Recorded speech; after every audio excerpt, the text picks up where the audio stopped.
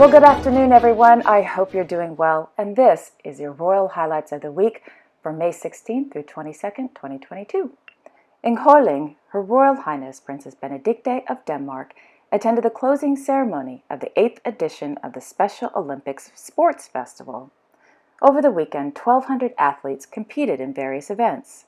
The SOIF is a grassroots sports event for people over the age of 16 with general learning or developmental disabilities. Prior to the presentation of the medals, Princess Benedikte toured the festival arena. During her tour, the princess learned about the Healthy Athletes Initiative. The HAI is a health screening and education program for people with intellectual disabilities. The HAI also provides the athletes with free physiotherapy and a complete check of their physical well-being, teeth, and vision. At the end of the handball tournament, Her Royal Highness Princess Benedikte presented medals to all of the participants. In Amman, His Royal Highness Crown Prince Hussein bin Abdullah II of Jordan chaired a meeting on the implementation of the strategic plan for Aqaba. The meeting focused on the importance of efficiently managing tourist sites and investment locations affiliated with the Aqaba Special Economic Zone Authority. On Saturday, May 21st in Copenhagen, Her Majesty Queen Margrethe II of Denmark celebrated 50 years on the throne at Tivoli Gardens. Upon her arrival at Tivoli's main entrance, Her Majesty was warmly welcomed by the chairman of the board and the CEO of Tivoli. During yesterday's celebration, Her Majesty viewed an exhibit of a selection of costumes, sketches, and illustrations that Her Majesty had designed for 5 different performances in years past. Thereafter, Her Majesty visited the Pantomime Theatre, and whilst there, Her Majesty watched a small summary of selected performances in which Her Majesty has been involved with. Later in the day, Her Majesty Queen Margrethe II hopped on a roller coaster, planted a tree, and viewed a special anniversary cake. In the evening, the whole entire Danish royal family, well, except for the kids, attended a ballet performance at Tivoli's Concert Hall in connection with the celebrations marking the 50th Golden Jubilee of Her Majesty the Queen's ascension to the throne. Also on Saturday in Moscow, it was announced that Her Serene Highness Princess Victoria Romanovna is expecting her first child in autumn 2022. The Italian-born princess married His Imperial Highness Grand Duke George of Russia, the heir to the Imperial House of Russia, on October 1st, 2021, in St. Petersburg, Russia. In Monte-Carlo, His Serene Highness Prince Albert II of Monaco attended Day 1 of the 2022 Mare Nostrum swimming competition. In Washington, D.C., His Royal Highness Prince Constantine Alexios of Greece graduated from Georgetown University with a BA, Bachelor of Arts, in English. Prince Constantine's father, His Royal Highness Crown Prince Pavlos of Greece, also graduated from Georgetown University in 1993 with a BA in International Relations.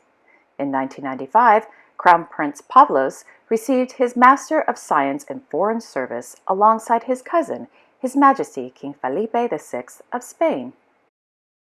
On May 20th in Malmö, their Royal Highnesses Crown Princess Victoria and Prince Daniel of Sweden visited the Court of Appeal of Skåne in celebration of its 200th anniversary. Also on May 20th in Enschede, His Royal Highness Prince Constantine of the Netherlands received an honorary doctorate from the University of Twente for his work for TechLeap. Every 5 years, the University of Twente awards honorary doctorates to individuals who make a valuable contribution to science and society. In Clairvaux, the Royal Highnesses Grand Duke Henri and Grand Duchess Maria Theresa of Luxembourg visited the International School Edward Steichen.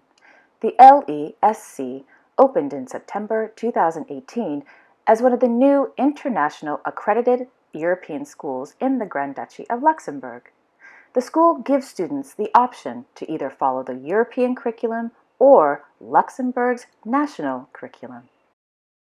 On May 19th in Shibuya, Her Imperial Majesty Empress Masako of Japan accompanied by Her Imperial Highness Crown Princess Kiko of Japan, Her Imperial Highness Princess Nobuko of Japan, and Her Imperial Highness Princess Masako of Japan, attended the annual meeting of the Japanese Red Cross Society held at the Meiji Jingu Kaikan Hall.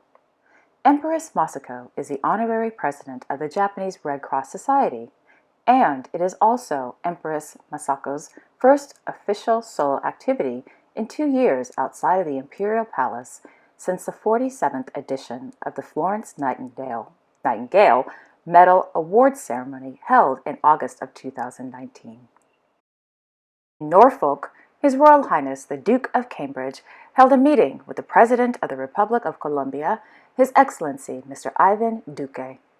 The meeting followed Colombia's signing of the Buckingham Palace Declaration last month, becoming the first country to join United for Wildlife.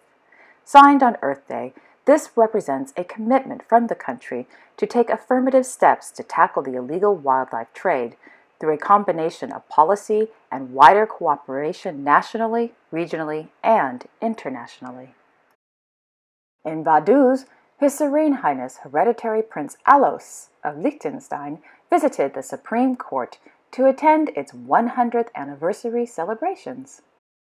On May 18th in Al-Jun, Her Majesty Queen Rania of Jordan met with board members and beneficiaries of the Al-Jun Ladies Charity Association. The association financially empowers Al-Jun's women and raises awareness about environmental as well as health issues by means of its programs aimed to make a contribution to ensure a safe and healthy environment in the governorate of Al-Jun. In Windsor, Her Royal Highness the Princess Royal, His Royal Highness the Duke of Gloucester, and Her Royal Highness the Countess of Wessex hosted a dinner to celebrate the work of St. John Ambulance held at Windsor Castle.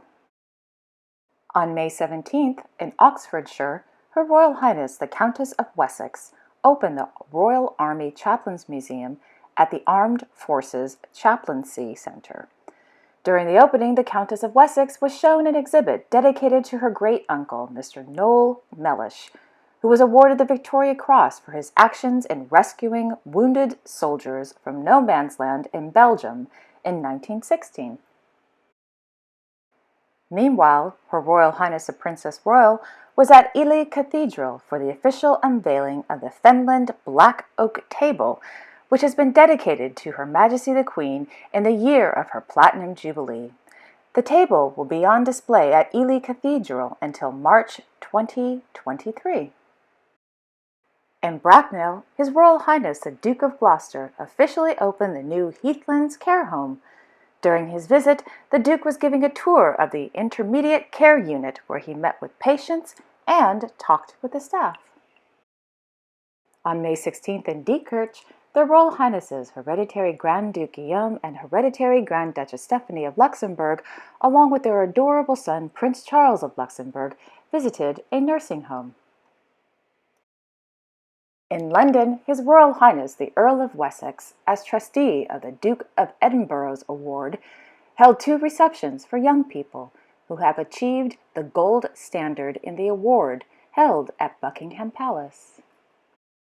And finally, in Stockholm, His Royal Highness Prince Carl Philip of Sweden presided over the distribution of diplomas for the Ecological Food Organizations of the Year.